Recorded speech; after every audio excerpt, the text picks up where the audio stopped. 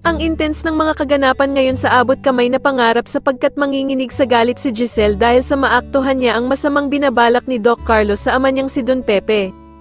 Dito nga habang pinagtatangkaan ni Doc Carlos ang buhay ni Don Pepe, ay laking gulat nito nang biglang dumating si Giselle at makita siya nito. Samantala ay mangyayari na nga ang matagal nang hinihintay ng lahat at tuluyan na ngang magigising si Don Pepe. Magsasagawa naman ng padasal si Giselle para sa paggaling ng ama niyang si Don Pepe at dito nga ay pupunta ang mga kaibigan ni Annalyn at ang lahat ng nagmamahal sa kanya. Samantala ay tatanungin naman ni Giselle si Doc Lindon kung ano nga ba daw ang naging sanhi ng naging cardiac arrest ng ama niyang si Don Pepe.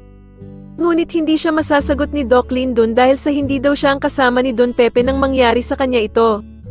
Pero sasabihin naman ni Annalyn na si Doc Carlos nga daw ang naabutan nilang kasama ni Don Pepe kung saan ay nagsasagawa nga daw ito ng pagre-revive sa lolo Pepe niya. Bigla namang makakaramdam ng masama si Giselle at mapapaisip nga ito na baka si Doc Carlos ang may kagagawa ng nangyari sa kanyang ama.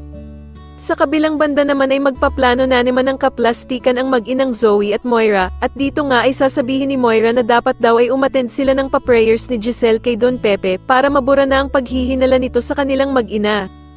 Sa kalagitnaan naman ng kalsada habang nagmamaneho si Zoe, ay bigla itong matitigilan dahil sa magpapakita sa kanya si Don Pepe, na duguan at tumatawid sa kalsada habang nakatitig sa kanya ng masama.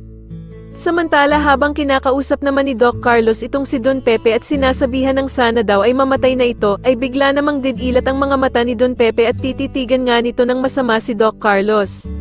Sa tingin nyo dito na nga kaya tuluyang gumaling si Don Pepe at masabi na nga kaya niya ang lahat ng nalalaman niya tungkol sa sikreto nila Doc Carlos, Zoe at Moira, mas lalo na nga talagang nagiging exciting ang mga susunod na kaganapan kaya naman ay mas lalo pa nating abangan ang mas lalong gumigandang abot kamay na pangarap. Maraming salamat po sa inyong panonood at sana po ay masubscribe nyo ako. Maraming salamat po.